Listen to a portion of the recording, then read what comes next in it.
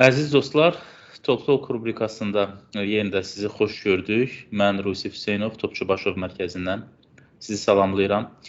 Bugün biz əsasən Gürcüstandakı hazırki siyasi proseslər və onların etnik Azərbaycanlılara təsiri barəsində danışacağıq. Və qonağım Gürcüstanda yaşayan etnik Azərbaycanlı Mülki İştirak və Aktivizm üzrə mərkəzin direktoru Rəşan Ziyadəliyevdir. Rəşan bəy, xoş gördük. Çox sağ olun vaxt tapdığınıza görə.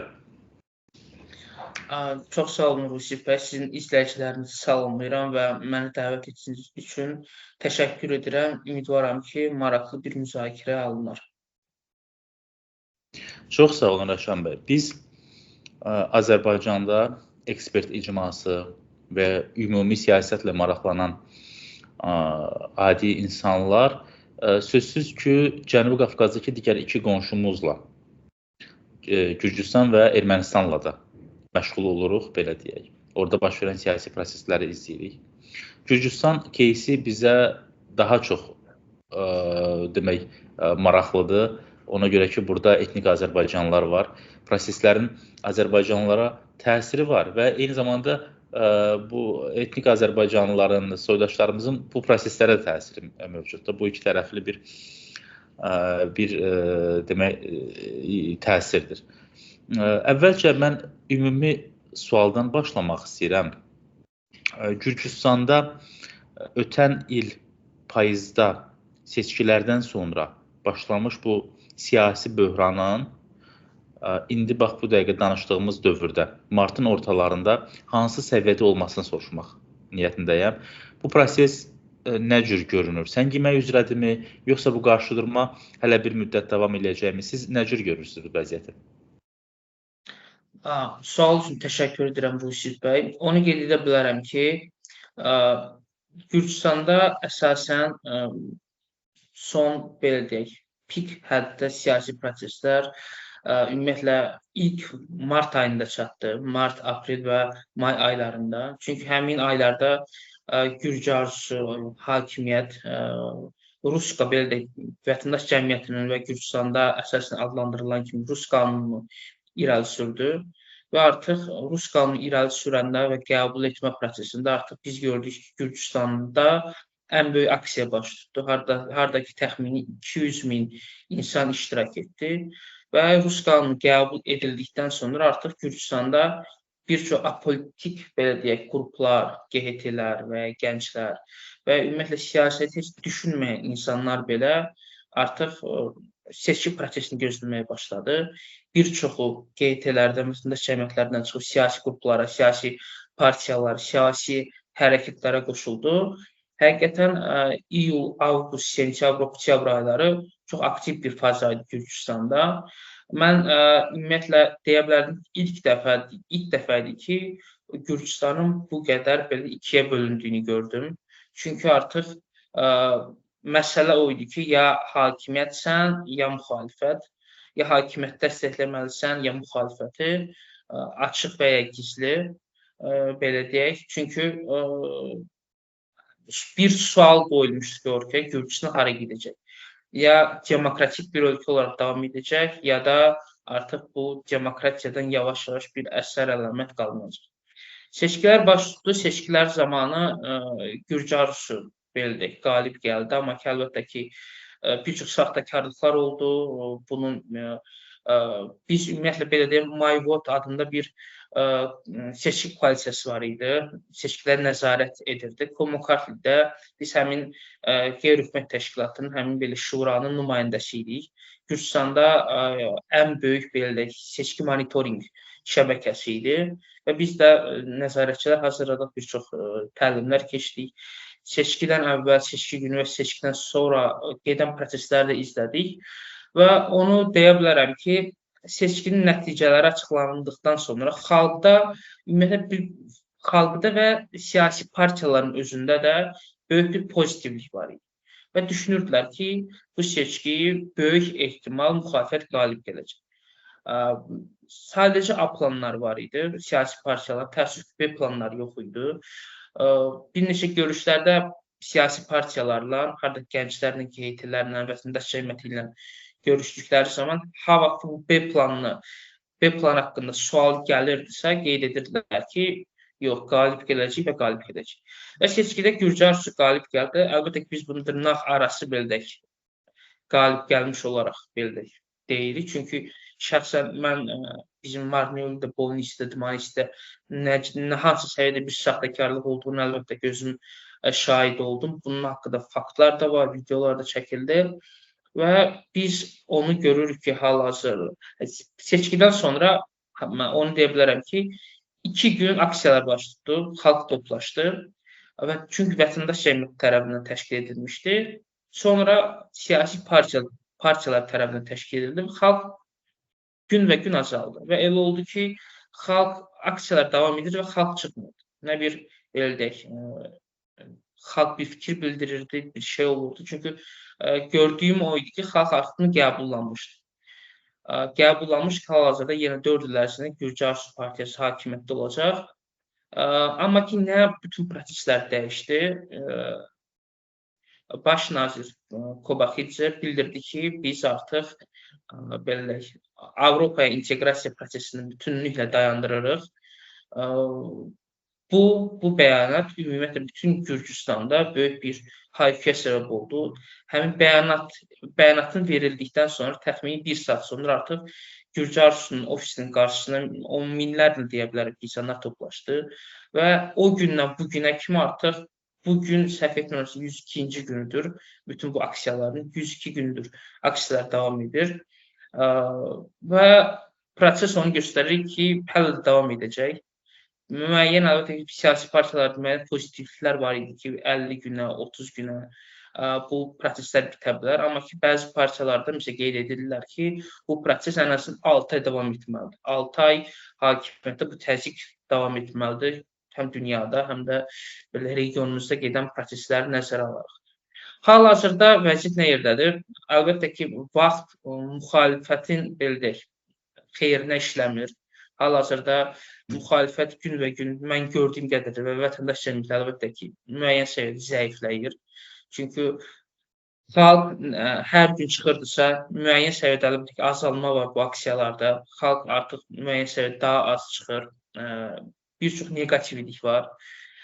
Bir çox insanlar olsun cərimələr yazıldı, bəzilər həbs olundu və müəyyən bir insanlar artıq bu prosesləri görüb aktivlik etməyi dayandırdı. Bəzilər aksiyaya çıxmır. Bəzilər əgər sosial şəbəkələrdə çox aktiv idisə, indi passivlik edirlər, post paylaşımlar və s. Amma ki, buna baxmayaraq yenə də müəyyən bir kütlə var, müəyyən bir çoxluq var, belə deyə bilərəm. Aksiya elan olunduğu zaman, kütləvi aksiya elan olduğu zaman çıxırlar. Elə məhz bu sonuncu kütləvi aksiyada məsələn 25 fevralda baş tutdu. Harada ki, biz də müəyyən bir belə deyək, marş təşkil etdik. Ümumi 7 marş təyin olunmuşdu. Bunlardan biri də etnik Azərbaycanlılar tərəfindən təyin olunmuş İsrail bəy Yadigarov adına idi. Gürcüstanda ilk dəfə idi ki, bir Azərbaycanlı belə tarixi bir şəxsiyyətin adına bir marş təşkil olunurdu. Ümumiyyətlə Gürcüstanda bu gedən proseslər əlbəttə ki, hal-hazırda bilmirik, çətin bir proseslərdir. Gürcü Arzusu çalışır ki, maksimum şəkildə prosesləri əlinə alsın, idarə etsin vəziyyəti. Əlbəttə ki, mən düşünürəm ki, hal-hazırda kritik rol Amerikada da olacaq. Çünki Amerika Trump qalib gəldiyindən bu günə kimi hələ Gürcüstan haqqında səhv etmirəmsə bir bəyanat deməyib, bir çıxış etməyib. Əsasən mən gördüyüm qədərilə artıq proses biraz Ukrayna haqqında gedir və böyük ehtimal Ukraynada sülh, Ukrayna və Rusiya arasında sülh razılığı əldə olunarsa, ondan sonra artıq ola bilsin ki, Gürcüstana diqqət göstərə biləcək. Əlbəttə ki, müxalifət də bunu gözləyir. Mən gördüyüm qədərilə artıq Gürcüstanda hakimiyyət müəyyən səviyyədə Trump'ın belə mesaj bokslarını təkrarlayır. Məsələn, gender məsələsindən əlaqədar Trump'ın dediklərindən sonra artıq Gürcüstanda Gürcü Arzusu partiyası gender bərabərliyi haqqında qanun dəyişikliklər gətirilmək istəyir daha doğrusu. Parlamentə təklif olundu və həmin qanununda bütün Gürcüstan qanunvericilikləri mitinglərində hər yerdə gender sözünü çıxarmağı planlaşdırırlar.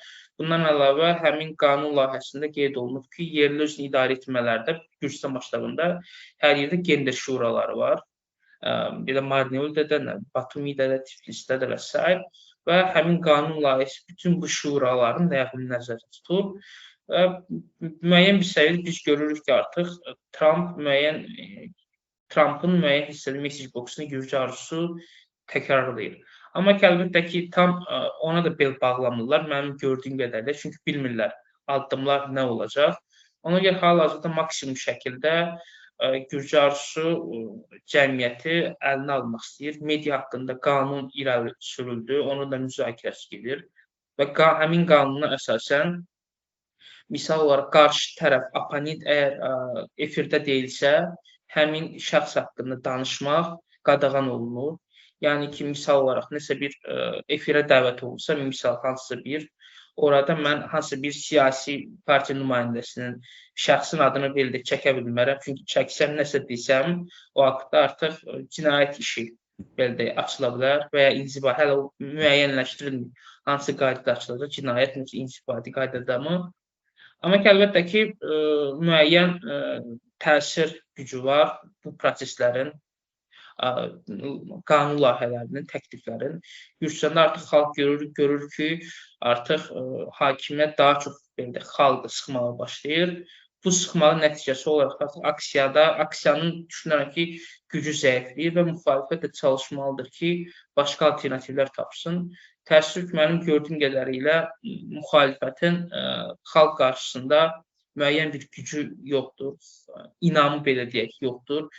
Xalq əsasən müxalifətə səs verdiyi zaman minimum mənim ətrafımda olan insanları deyirəm, müxalifət üçün yox da məsələ Gürcü arzusuna qarşı olaraq səs verirdilər. Əlbəttə Gürcü arzusunda müəyyən bir kütlə dəstəkləyir. Hal-hazırda qapalı araşdırmalar aparılır. Həmin qapalı araşdırmalarda bir neçəsini oxuma fürsətim oldu və orada göstərilir ki, seçkidən əvvəl Gürcü arzusunun real dəstəkçisi təxmini 42-43% idi. Hal-hazırda isə həmin real dəstəkçi təxmini 32-35 arasında dəyişir. Bir neçə araşdırmalar var. Bəzində 32-dir, bəzində 34-dür, bəzində 35-dir.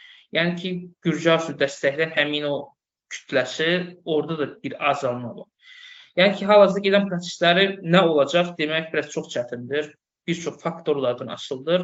Amma ki, hal-hazırki proses, belə deyək, Gürcü arzusunun xeyrinə işləyir, müxalifətin isə ziyanına.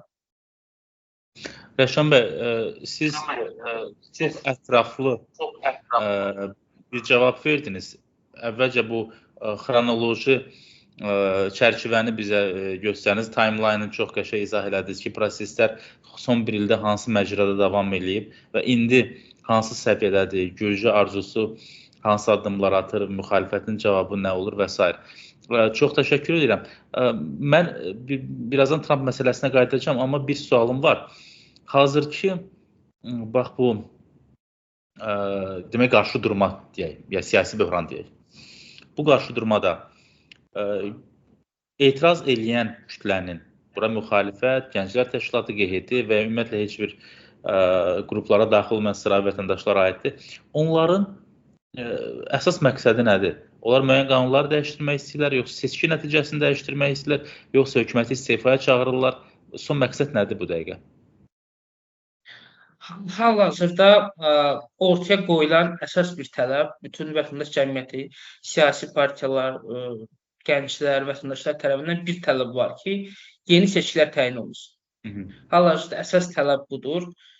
Çünki əgər müxalifət vətəndaş cəmiyyətdə çox yaxşı bilir ki, Gürcü arzusu müəyyən bazarlıq etmək istəyir müxalifətlə.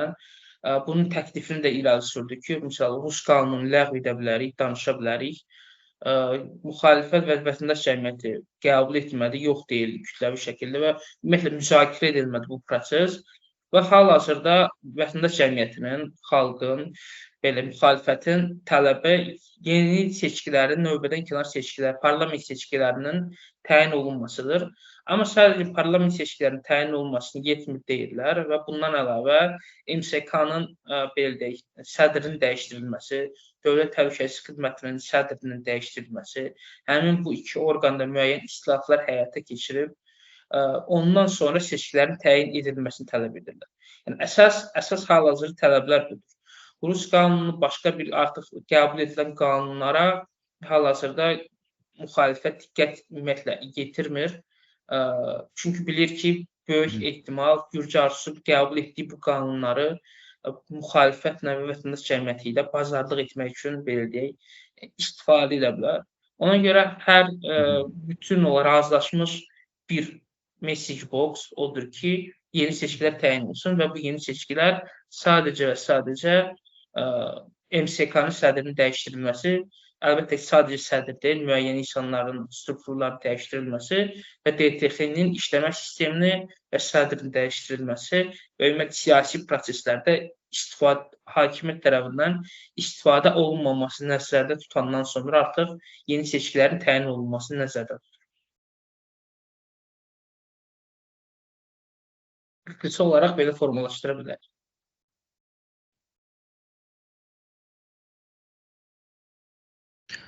Çox sağ olun bu cavabınıza görə.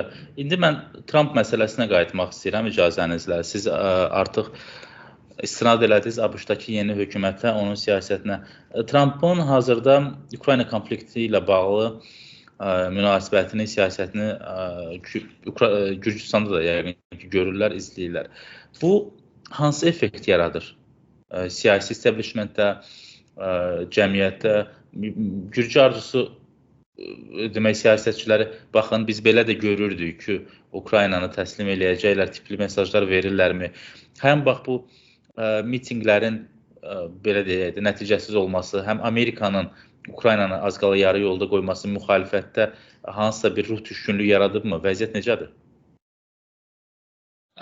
Mənim gördüyüm qədərilə Trumpın seçkidə qalib gəlməsi, xüsusən 20 yanvardan sonra artıq rəsmi olaraq prezident olduqdan sonra apardığı siyasət, ümumiyyətlə xüsusi message boxlar, ümumiyyətlə mənim gördüyüm qədərilə Gürcü arzusunun əlini çox gücləndirdi. Misal olaraq Trump Deep State qeyd etdik, Deep State var, hansı ki müəyyən şeyləri Amerikada idarə edir, onu biz ləğv edəcəyik. Amma ki həmin message boxu təxmini 2-3 ay əvvəl, hətta 5-6 ay əvvəl deyə bilərik ki, Gürcü arzusu təkrarlandırılır. Bundan əlavə qeyd edə bilərik ki, USAID-in bağlanması misal olaraq. Gürcü arzusunun əsas message boxlarından biri o idi ki, USAID Gürcüstanda revolüsiyanı maliyyələşdirir və artıq bunu 5-6 ay əvvəl Gürcü arzusu qeyd edirdi. Artıq Trump hakimiyyəti gəldikdən sonra onların da message box eyni oldu. Və əlbəttə ki, sonra göstərdik, bax biz dediyimiz eyni şeyi elə Amerika hakimiyyətinin, dövlətinin özü də deyir. Bundan əlavə, əlbəttə Gürcüstanda belə deyək, USAID-in bağlanması, bundan əlavə NDI-in, IRA-in, IFES, IREX təşkilatlarının bağlanması, əlbəttə ki, vətəndaş cəmiyyətinin müəyyən bir hissədə zəiflədir. Çünki çox böyük proqramlar həyata keçirildi. Demokratiya, insan hüquqları, etnik azlıqlar, bizlərin də, Gürcüstanda yaşayan Azərbaycanlılar da bir çox proqramlara qoşulmuşdular. Yerli səviyyədə, ümumiyyətlə milli səviyyədə, Gürcüstan masştabında. Ümumiyyətlə bu proseslər əlbəttə ki, vətəndaş cəmiyyətini müəyyən bir səviyyədə zəiflətdi. Rus qanununu başlı olaraq gətirə bilərik, argument olaraq gətirə bilərik. Çünki seçkilərdən əvvəl və seçkilərdən sonra, artıq fevral ayının ortalarında kimi heç bir belə qrant elan olunmadı. Bütün vətəndaş cəmiyyəti mən gördüyüm qədərilə artıq müəyyən bir krizisin içindədir. Resurslar azalır, resurslar tükənir. Hal-hazırda gördüyümüz odur ki, müəyyən bir səviyyədə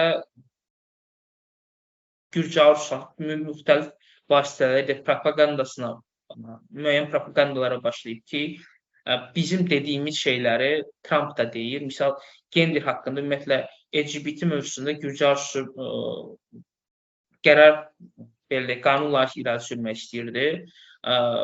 Müəyyən qruplar tərəfindən etirazlar oldu, amma böyük bir etirazlar da olmadı, düzünü desək. Çünki həmin mövzuyu gürcü arzusu propaganda olaraq istifadə edirdi. Amma ki, Trumpın gender məsələsinə olan bəyanatında artıq müəyyən belə gürcü cəmiyyətində də belə müəyyən bir belə müzakirə yarandı ki, gender nədir? Gender yoxsa cinsiyyət artıq vətəndaş cəmiyyətində belə müəyyən müzakirələr gedir. Amma gördüyüm odur ki, Trump xüsusilə bir neçə mesaj bokslar var ki, bu misal USA revolyusiya maliyyələşdir və s.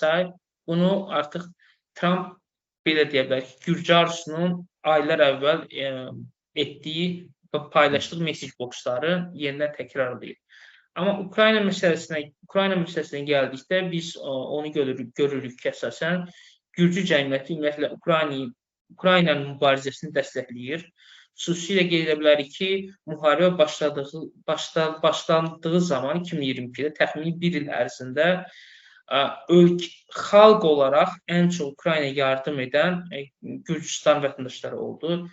İki kateqoriyaya bölünmüş, səhv etmirəmsə, statistika bir, ən çox hansı ölkələr yardım etdi, bir də müstəqil olaraq xalqdan ən çox yardım hansı xalqdan gəldi, hansı ölkənin vətəndaşlarından gəldi. Burada birinci də Gürcüstan vətəndaşları idi. Çünki hətta pullar yığıldı, bir çox şeylər alındı, göndərildi.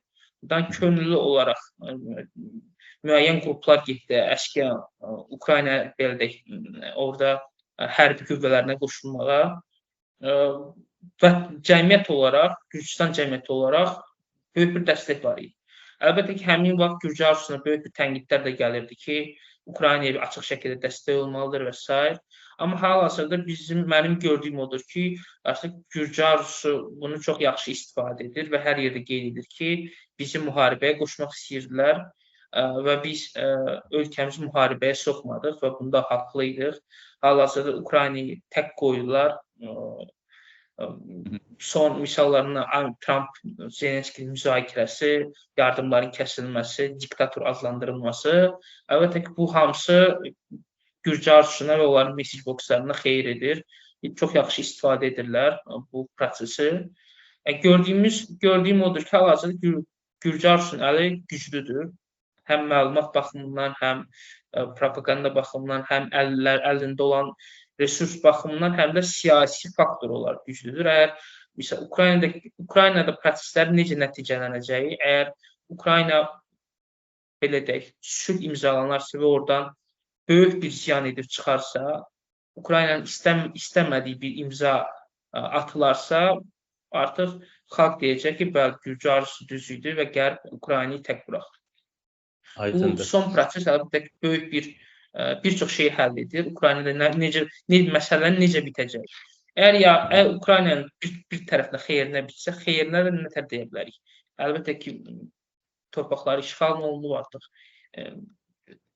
müəyyən bir hissəsi. Bu da xeyirdən ümumiyyətlə söhbət bir hissədə gedə bilməz, əlbəttə ki.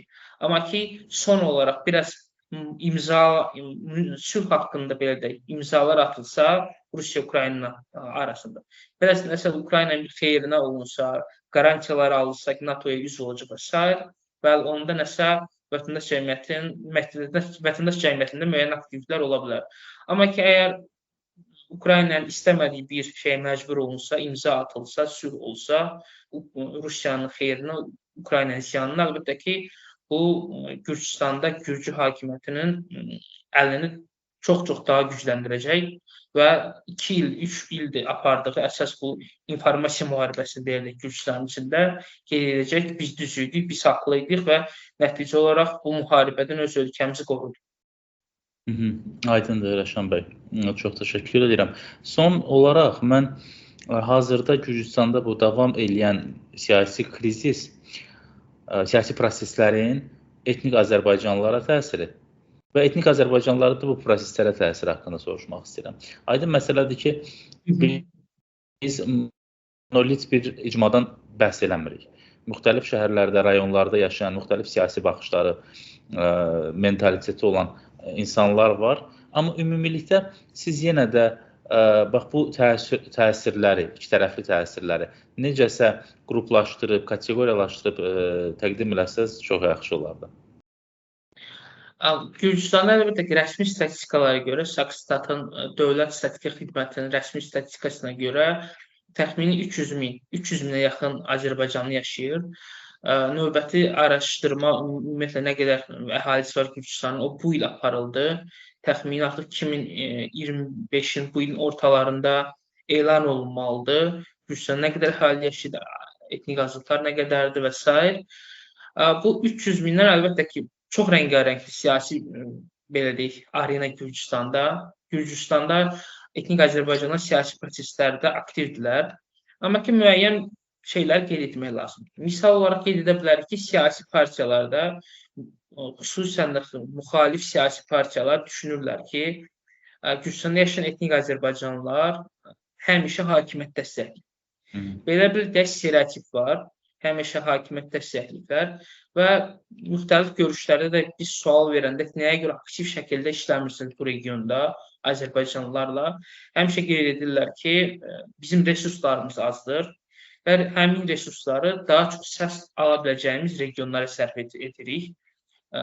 Çünki resursumuz azdır və sonsuz deyil. Buna görə də çalışırlar ki, həmişə hardan çox səs alacaqlar, çox səs toplayacaqlar, orada daha çox xərcləsinlər və Komukartli kimi regionlara, haradakı əsasən Azərbaycanlılar yaşayır, diqqət ayırmır. Amma bu, mən deyə bilərəm ki, başdan ayağa stereotipdir. Çünki 2016-cı ildən sonra artıq, hətta 2015-ci ildən sonra bu proses Gürcüstanda dəyişdi. Çünki 2016-cı ildə Gürcüstanda Vahid Milli Hərəkət Partiyası Gürcüstan masştabında ən çox səsi Marneullə topladı. Misal olaraq 2017-də yerli özünü idarə etmə seçkilərində Avropalı Gürcüstan Partiyası Gürcüstan masştabında ən çox səsi Marneullə topladı faiz olaraq. Misal olaraq 2018-ci ildə prezident seçkilərində Salome Zurabishvilinin seçkilərində, hansı ki Gürcü Arzusunun namizədi idi, Vahid Milli Hərəkət Partiyası və Avropalı Gürcüstan ikisi birgə 49% səs topladı. Müxalif səs 49%. Salome Zurabishvili isə 46% səs toplamışdı. Yəni, yenə müxalifət daha çox səs topladı. Misal, bundan əlavə qeyd edə bilərik 2020-ci ilin parlament seçkilərini müxalifət Marneuldən 43% səs topladı.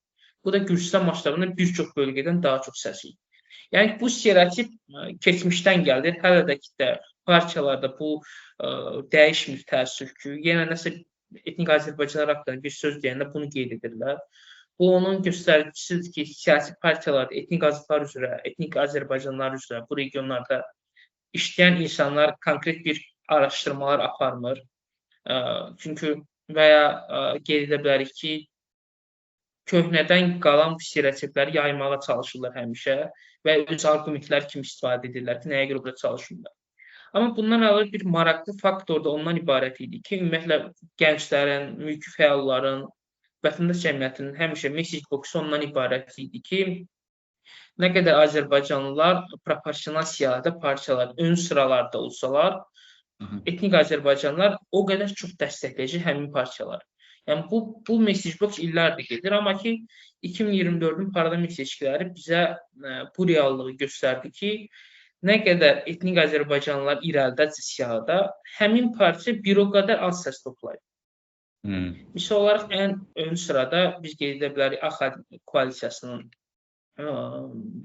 nümayəndəsini 10-cu sırada olan Oqtay Kazımov tarix boyu belə bir şey baş verməmişdi ki, bir Azərbaycanlı ilk onluqda olsun. Bu böyük bir belə deyək. Etnik Azərbaycanlar üçün böyük bir şey idi. Amma biz gördük ki, ümumiyyətlə çox az faiz səs topladı. Hətta Qaxaryanın Gürcüstanlılar üçün partiyası bizim regionda Komukartlidə heç işləmədi. Bir görüş belə keçirmədilər. Heç bir Azərbaycanlılar da yox idi. Amma ki, deyə bilərik ki, təxmin eyni faiz səs topladı. İkinci, misal, Lelo koalisiyasının 22-ci yerdə artıq biraz daha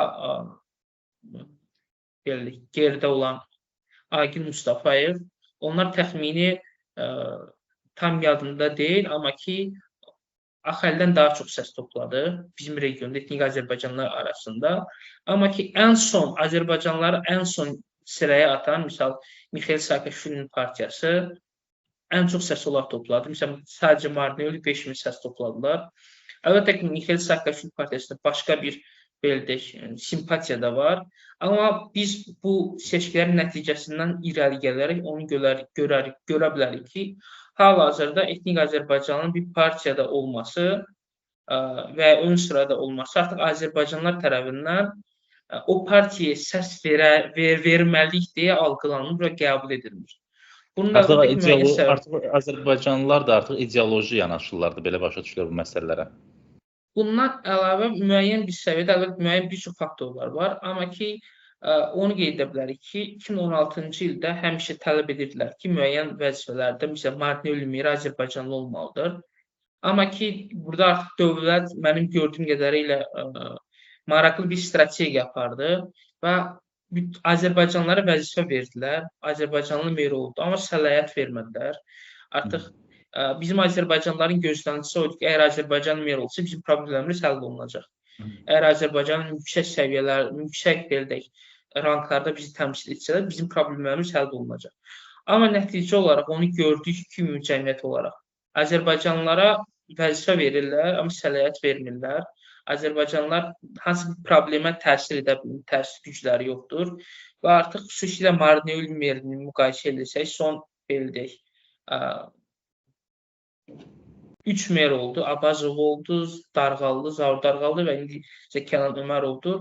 Və artıq gedən proseslər onu göstərdi ki, merin Azərbaycanlı olması hansı bir problemin həllinə gətirib çıxarmır. Və Azərbaycanlılarda belə bir düşüncə yarandı ki, o zaman əgər Azərbaycanlılar müəyyən bir səviyyədə bir problemi həll edə bilmirlərsə, nəyə görə mən elə Azərbaycanlı deyə ona səs verməliyəm? Bundan əlavə mənim gördüyüm qədərilə və analiz etdiyim qədərilə əsas problemlərdən biri o idi ki, dövlət həmişə çalışdı ki, Azərbaycanlıları nəsə bir problem belə həll olunanda Azərbaycanlıları, həmin vəzifədə olan Azərbaycanlıları arxa plana salırdı və maksimum etnik gürcü önə çəkirdi ki, elə bir düşüncə yaranırdı ki, bu problemi məsələ gürcü həll edir. Və əlbəttə ki, müəyyən xüsusən Komukafildə yaşayan, daha doğrusu çalışan və vəzifədə olan etnik gürcülər də xüsusilə etnik Azərbaycanlılarla çox yaxşı ünsiyyətə girirdilər son dövrlərdə və bu da onu göstərdi ki, yəni misal olaraq qeyd edə bilərəm ki, müəyyən bir problemin var, çalışırsan ki, etnik Azərbaycanla əlaqə qurasan, görüşəsən, öz problemini izah edəsən, bu baş tutmurdu. İndi artıq bunu bilmirəm, bu özlərim istəmirdi, yoxsa dövlət tərəfindən mane olurdu, bu başqa məsələ. Amma ki, etnik gürcü ilə müzakirəyə getmək istəyəndə, onunla görüşmək istəyəndə, öz problemini danışmaq istəyəndə bu çox rahat şəkildə baş tuturdu. Nəticə olaraq artıq düşündük, mən etnik gürcü ilə daha rahat ünsiyyətə girə bilirəm. Onlar mənim problemimi daha çox dinləyir və daha çox nəzərə alırlar. Artıq buradan irəli gələrək mənim gördüyüm odur ki, Gürcüstanda yaşayan Azərbaycanlılar əsas faktor olaraq bir Azərbaycanlının, əsas faktor olaraq onu görmür ki, hansısa bir partiyada bir Azərbaycanlı olsa, mən mütləq və mütləq o partiyaya səs verməliyəm. Çünki Axalinin nümayəndəsi Nöqtə Kəsimovun əsas mesaj boxu bu idi ki, ilk onluqda tarixdə belə bir şey olmamışdı və Azərbaycanlıyam deyə mənə səs verməlisiniz. Və artıq bu strategiya işləmədi. Yəni, bu artıq bir aksiyomadır, işləmədi. Səbəbləri də əlbəttə ki, bundan başqa müəyyən səbəblər də var. Əlbəttə ki, müəyyən bir kütləvə hansısa ki, bu təsir edir. Məsələ Azərbaycanlı deyə səs verir. Amma ki, artıq bu çoxluq deyil. 2017-2016-dakı kimi olan kütləvi proseslər kimi deyil. Mənim gördüyüm odur ki, dövlət bu son 8 il ərzində təxmini öz strategiyasına müəyyən bir strategiya ilə çalışdı və həmin strategiyaya da nail oldu. Aydındır. Amma bu ümumi gedən, Gürcüstana gedən bu proseslərə biz onu deyə bilərik ki, tarixdə ilk dəfə ümumiyyətlə partiyalar tərəfindən və ümumiyyətlə gürcülər tərəfindən, gürcü cəmiyyət tərəfindən qəbul edildi ki, Gürcüstanda yaşayan etnik azlıqlar siyasi proseslərə təsir edə bilir. Evet. Çünki bunun ən əsas və bariz nümunəsi o idi ki, bütün belə gürcülər bütün sosial şəbəkələrdə hər yerdə qeyd edirdi. Yeri gəlinə bəziləri əlbəttə ki, söyürdü ki, Gürcülər üçün hakimiyyətdə qalması məsələdə etnik azlıqların günahıdır. Çünki etnik azlıqlar hakimiyyəti dəstəklədi və həmin etnik azlıqların hesabına Gürcü arzusu hal-hazırda hakimiyyətdədir. Yəni ilk dəfədir siyasi partiyalar və Gürcü cəmiyyəti onu hiss etdi və gördü ki, Azərbaycanlılar ümumi seçkinin nəticəsinə təsir edə bilir. Bu əlbəttə bir tərəfdən müsbətdir. Mənim gördüyüm qədərilə artıq əgər növbədən kənar seçkilər baş tutsa və ya baş tutmasa belə, yerli özünü idarə etmə seçkilərində, 2028-ci ilin parlament seçkilərində bu etnik azlıqlara daha çox diqqət yetiriləcək, daha çox bu bölgədə işləniləcək və düşünürəm ki, daha çox etnik azlıq nümayəndələri, Azərbaycanlılar müxtəlif partiyada təmsil olunacaqlar. Mən bir də onu qeyd edə bilərəm ki, ümumiyyətlə mənim gördüyüm qədərilə və analizlərimə əsasən deyə bilərəm ki, əlbəttə bir çox köhnə vəzifələrdə olmuş insanlarla söhbətin nəticəsində deyə bilərəm ki, bizlər heç bir vaxt burada hansısa bir belə deyək, Gürcüstanın əsas idarəsində iştirak etməmişik. Əsas mətbəxdə heç bir vaxt olmamışıq. Əsasən heç bir prosesə özümüz qərar verib təsir etməmişik. Mən düşünürəm, bunun müəyyən bir səbəbləri var ki, bizdə akademiklər azdır, müəyyən təhsil alıb ölkəyə qayıdanlar azdır. Bir platformada iştirak edirdim. Həmin platformada qeyd edildi ki, dövlətin müəyyən mövzular üçün müəyyən şuraları var. Əlbəttə, qeyri-rəsmi şuraları. Orada sual verdim ki, bu şuraları nəyə görə Azərbaycanlı yoxdur? Mənə sual verildi, kimi düşünürsən? Hansı, misal, PhD-si olan insan var ki, bu qrupda olsun? Kimlər var, misal, konkret bu sahədə? Həqiqətən düşündüyüm ki, artıq bizdə həmin belə deyək, təhsil səviyyəsində insanlar çox azdır. 1, 2, 3, 5, əlbəttə ki, həmin insanların hamısında eyni mövzuda hansı bir şuraya daxil etmək mümkün olmur. Əlbəttə ki, müəyyən siyasi maraqlar da var.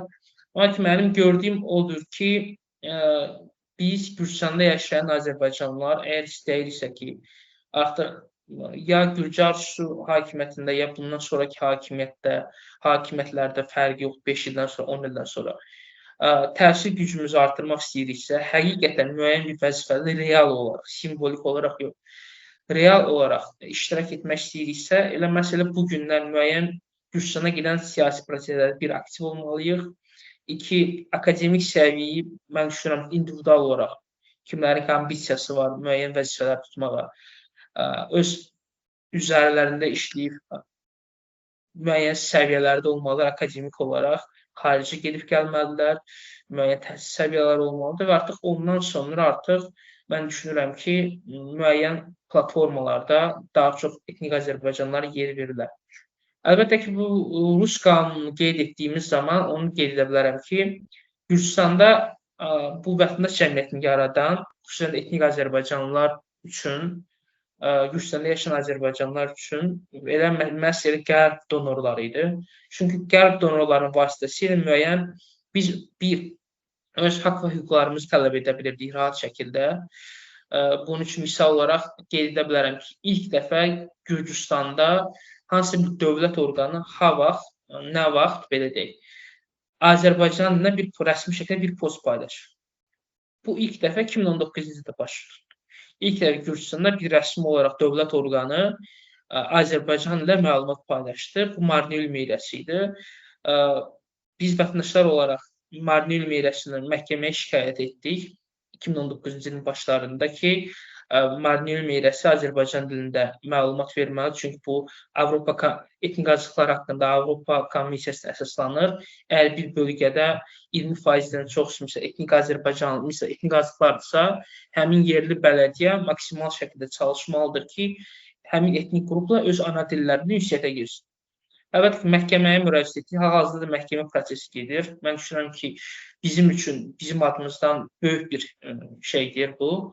Və ondan sonra biz məhkəmə müraciət edəndən sonra müəyyən bir kampaniyada başlatdıq. Flash mob kimi. Marneül Meyrəsi nə vaxt ki, Gürcü dilində məlumat paylaşanda tərcümə edirdilər və həmin məlumat rəy bölməsində Azərbaycan dilində paylaşırdılar. Meriyanın özü. Və biz tələb etdik ki, nəyə görə Gürcü dilində sadəcə post olaraq Azərbaycan dilində rəy bölməsində paylaşılır. Əlbəttə ki, 5 nəfərlik qrup olaraq hər postun altına bunu yazdıq. Sonra artıq bu böyüdü. Tanımadığımız insanlar da Dmanisidən, Bonisidən, Qardabaynidən bizə qoşuldu.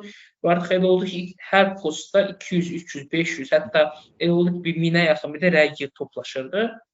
Və həmin flashmob başlatdığımızdan təxmini bir həftə sonra deyə bilərəm mən, artıq Marnel Meyrəş ilk dəfə Azərbaycan dilində rəsmi şəkildə post paylaşdı.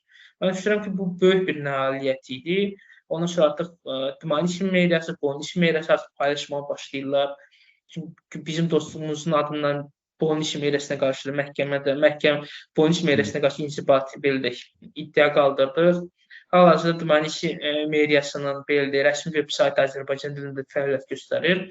Əlbəttə ki, müəyyən bir problemlər var, amma ki, mən düşünürəm ki, bu proseslərin olması Gürcüstanda yaşayan Azərbaycanlıların daha çox belə deyək, müxtəlif siyasi proseslərdə iştirak etməsi, misal olaraq həmin qərb donorlarının belə proyektləri, layihələr çərçivəsində bizlərdə fürsət yaranırdı ki, hakimiyyət nümayəndələri ilə, parlament baş nazirlə yeri gələndə nazirlərlə müəyyən strukturlar görüşək, öz təkliflərimizi irəli sürək, onlar qəbul edilir və ya qəbul etmirdilər. Hal-hazırda bu qəbul edilən Rus qanunu, bu qərb donorlarının dayanması, mən düşünürəm ki, məsələ Gürcüstanda yaşayan etnik Azərbaycanlılara mənfi təsir olacaq ilk növbədə. Çünki artıq vətəndaş cəmiyyəti müəyyən səviyyədə burada yox olacaq. Çünki əsasən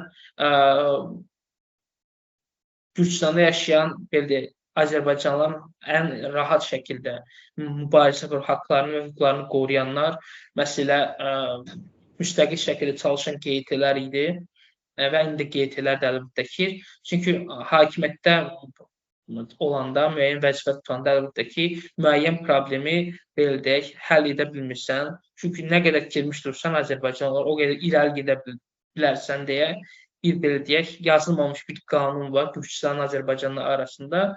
Buna görə də neytral şəkildə bir qrupun mövcud olması və bu qrup tərəfindən problemləri gündəmə çıxartmaq və qaldırdığımız zaman həmin olmuşsun o Azərbaycanın dövlət məmuru, hansı bir nazirlikdə və parlamentdə və ya mediada fürsət yaradırdıq ki, misal biz yaratdığımız bu problemi bəhanə gətirərək, misal desin ki, bax, xalq etiraz edir, mən ona görə tələb edirəm. Və həmin problemi həll etmək üçün nəsə bir addım ata bilirdi. Misal olaraq Marnel Meyrəsini mən qeyd etdiyim kimi Azərbaycan dilində ilk dəfə məlumat paylaşdı. Əlbəttə ki, orada kimsə gedib desə ki, və Meyr həmin vaxt zarur qalıydı. Desəydi ki, mən Azərbaycan dilində məlumat paylaşmaq istəyirəm, böyük ehtimal heç kim izin verməzdi. Amma ki, artıq xalq tərəfindən təsir olduğu zaman artıq müəyyən strukturlarla həmin Meyrin danışması da daha asanlaşır ki, bunu xalq istəyir, qarşısına seçkilər gəlir, biz qalib gəlməliyik, xalqı razı salmalıyıq və az-az, yavaş-yavaş artıq bu etnik Azərbaycanlıların, Gürcüstanda yaşayan Azərbaycanlıların vəziyyəti daha da yaxşılaşır. Misal olaraq 2020-ci ildə Gürcüstanın ana dil haqqında qanuni dəyişikliklər edildi. Eyni zamanda rəsmi şəkildə qeyd edildi ki, yerli özünü idarə etmələr eyni zamanda etnik azlıqlarla onların ana dilində ünsiyyətə girməlidir. Artıq hansı bu mübarizələrin nəticəsi olur əlbəttə ki, yavaş-yavaş. Amma ki, mən düşünürəm ki, müstəqil səsin Gürcüstan Azərbaycanlıları arasında həmişə olması yaxşıdır. Onların hüquqlarının qorunması, mövcud olmaları sahəsində. Və artıq vəziyyət əlbəttə bilmirik hal-hazırda nə olacaq. Şəxsən mənim üçün də artıq qaranlıqdır bir çox şey. Hansı proseslər baş verəcək? Siyasi partiyalar üçün də qaranlıqdır. Demək olar ki, nə qədər olmasa hər bir siyasi partiyalarda tanışlarımız var. Və mənim aldığım məlumatlara görə partiyaların daxilində belə artıq bilmirlər tam olaraq nə addımlar atılacaq. Bir çox şey artıq spontan olaraq reallaşır, formalaşır və spontan olaraq addımlar atılır. Rəşan bəy, məncə bu təkcə Gürcüstana xas olan məsələ deyil. Hal-hazırda bütün dünyada bir çox insanlar artıq bir qeyri-müəyyənlik dövrünün qədəm qoyduğundan bəhs edir. Bundan sonra nəyin baş verəcəyini proqnozlaşdırmaq belə çətindir. Mən sizə çox təşəkkür edirəm. Belə çox ətraflı bir sıra məsələləri izah elədiyinizə görə bu söhbətdən zövq aldım. Daha çox belə əlavə suallar verməyimə də ehtiyac olmadı, çünki hər bir şeyi çox ətraflı, geniş şəkildə izah elədiniz. Ümid edirəm ki, gələcəkdə yenə də danışmaq imkanımız olacaq. Təşəkkür edirəm Rusi, dəvət etdiyiniz üçün. Mənə də həqiqətən belə maraqlı gəldi. Çünki danışdığım zaman eyni zamanda düşünürdüm və analiz edirdim ki, həqiqətən hansı proseslərdən keçdik, hal-hazırda nə proseslər var və gələcəkdə bizi nə gözləyə bilər. Çox sağ olun bir daha dəvətiniz üçün. Təşəkkür edirəm, çox sağ olun.